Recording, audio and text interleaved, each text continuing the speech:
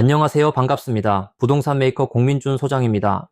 오늘은 부산 연제구 연산동에서 실제로 거래된 원룸 건물 하나를 가지고 과연 이 매물이 왜 거래가 됐는지, 그리고 투자자 입장에서 봤을 때 어떤 기준으로 판단해야 하는지 조금 더 현실적이고 구체적으로 설명드려 보겠습니다.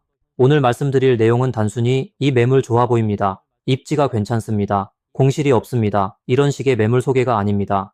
오히려 반대로 실제로 거래가 된 원룸 건물을 하나 놓고 왜 이 매물이 시장에서 거래될 수 있었는지를 투자 기준으로 풀어보는 시간이라고 보시면 됩니다. 결론부터 먼저 말씀드리겠습니다. 이 매물은 제가 평소 원룸 건물을 볼 때 가장 중요하게 보는 기준 안에 들어오기 때문에 실제로 거래가 된 매물입니다. 저는 이 부분이 굉장히 중요하다고 생각합니다. 많은 분들이 원룸 건물 투자를 볼 때 입지가 좋다, 신축이다, 외관이 깔끔하다, 공실이 없다, 이런 요소들에 먼저 눈이 가는데, 물론 그런 요소들도 중요합니다. 하지만 실제로 시장에서 거래가 되는 매물들은 결국 마지막에 가격이 기준 안에 들어오는지, 수익이 기준 안에 들어오는지 이 두 가지를 통과해야 합니다. 특히 원룸 건물은 아파트처럼 기준이 되는 시세를 누구나 쉽게 확인할 수 있는 시장이 아닙니다. 같은 지역 안에서도 건물마다 구조가 다르고 세대 구성도 다르고 전용 면적도 다르고 보증금과 월세 구조도 전부 다릅니다. 그러다 보니까 겉으로만 보면 좋아 보이는데 실제로는 투자 가치가 떨어지는 매물도 있고, 반대로 외관이나 첫인상은 평범해 보여도 투자 기준으로 계산해 보면 오히려 잘 맞는 매물도 있습니다. 그래서 저는 원룸 건물을 볼 때 감으로 판단하기보다는 최대한 기준을 세워서 분석하려고 합니다. 오늘 말씀드릴 연산동 매물도 바로 그런 기준으로 보겠습니다. 먼저 한 가지 전제를 말씀드리겠습니다. 이 건물은 제가 지금 이 자리에서 내부 평면도나 정확한 방 배치, 그리고 원룸 몇 개, 투룸 몇 개가 공식적으로 확인된 상태에서 말씀드리는 건 아닙니다.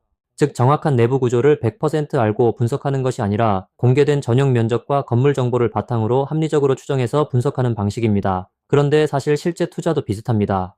원룸 건물은 정보를 100% 다 알고 들어가는 경우보다 제한된 정보 안에서 이 정도면 이 구조겠구나, 이 정도면 이 시세가 나오겠구나를 추정하고 계산해서 접근하는 경우가 많습니다. 그래서 오늘 이 영상의 핵심은 완벽한 실측 보고서가 아니라 제한된 정보에서도 투자 판단 기준을 어떻게 적용할 수 있는지를 보여드리는 데 있습니다. 이제 본격적으로 보겠습니다. 오늘 분석할 매물은 부산 연제구 연산동 1259-9번지, 실제 거래 금액은 18억 9,800만 원입니다. 이런 매물을 봤을 때 제가 가장 먼저 보는 건 바로 호실당 가격입니다. 다만 여기서 반드시 짚고 넘어가야 할 부분이 있습니다. 제가 말씀드리는 호실당 7천만 원 기준은 실제 수많은 거래를 통한 데이터 기반으로 한 기준 금액이고, 아무 건물에나 무조건 적용하는 숫자도 아닙니다. 이 기준은 준공된 지 10년에서 15년 정도 된 원룸 건물 기준으로 보는 가격대입니다. 이게 왜 중요하냐면 신축 건물과 준공 10년에서 15년 차 건물을 같은 기준으로 보면 안 되기 때문입니다. 신축은 당연히 건축비와 토지비, 외관 경쟁력, 신축 프리미엄이 더 붙을 수밖에 없고, 반대로 10년 이상 된 건물은 신축만큼의 프리미엄을 보기 어렵기 때문에 그에 맞는 가격 기준을 따로 가져가야 합니다. 그래서 저는 준공된 지 10년에서 15년 차 원룸 건물을 볼 때 호실당 7천만 원이라는 기준을 하나의 중요한 기준선으로 보고 있습니다. 그리고 더 중요한 건 이 7천만 원이라는 숫자 자체가 결코 느슨하게 잡은 기준이 아니라는 점입니다. 오히려 이 숫자는 굉장히 보수적으로 잡은 기준에 가깝습니다.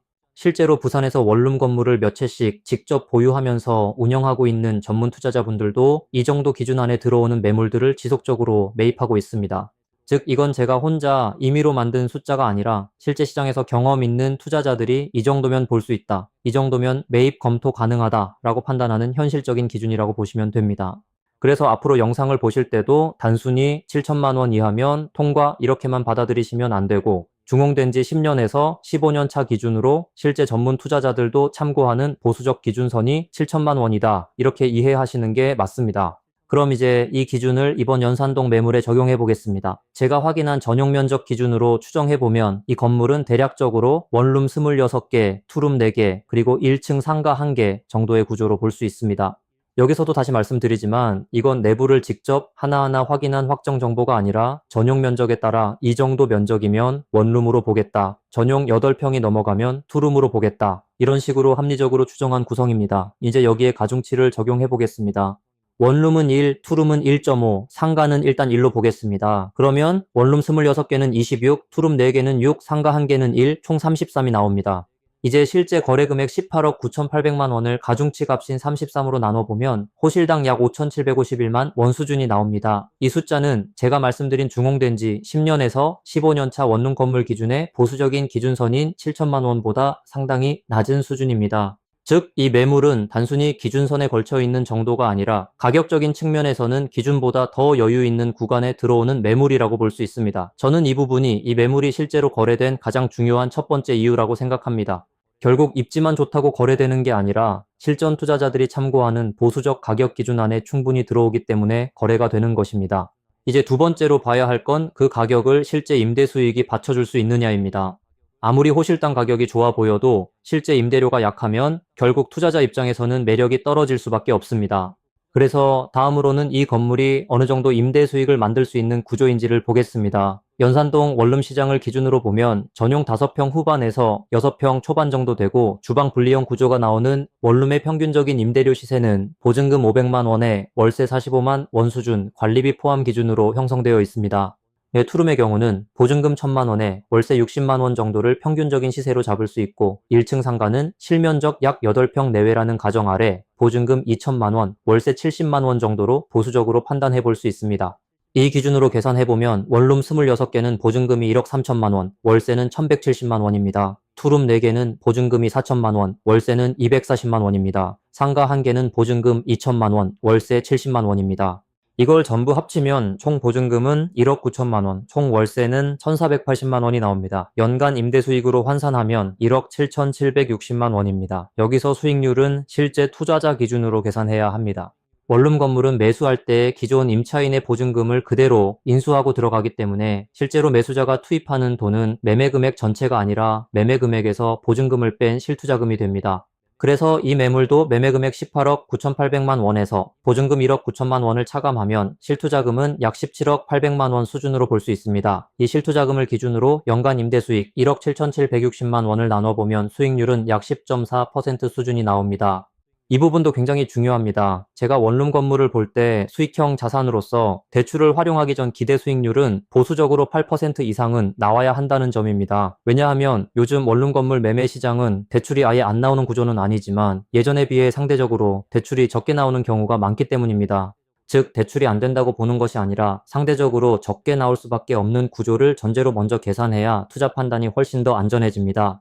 그래서 저는 대출을 과도하게 기대해서 계산하기보다는 보증금만 인수하는 기준으로 실투자금을 계산하고 그 상태에서도 수익률이 기준을 충족하는지를 먼저 봅니다. 그런데 이번 연산동 매물은 그 기준으로 계산했을 때도 약 10.4% 수준의 수익률이 나옵니다. 즉, 가격도 기준 안에 들어오고 수익률 역시 제가 설정한 기준보다도 더 좋은 조건으로 충족합니다. 여기까지 오면 왜 이 매물이 거래가 됐는지가 거의 설명됩니다. 정리해 보겠습니다.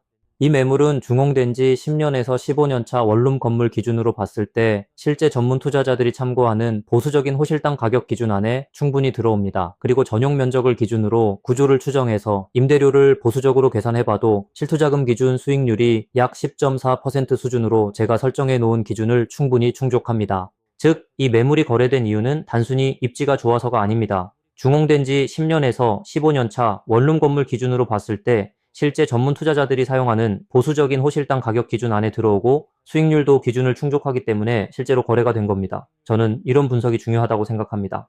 왜냐하면 원룸 건물은 겉으로 보기에는 다 비슷해 보여도 이런 명확한 투자 기준을 세워 계산해보면 사면 안 되는 매물과 실제로 거래되는 매물이 분명하게 갈리기 때문입니다. 그리고 일반 투자자 입장에서는 이런 걸 매번 직접 계산하고 방구조를 추정하고 시세를 맞춰보고 보증금 인수 기준으로 수익률까지 다시 계산하는 과정이 솔직히 굉장히 번거롭고 어렵습니다.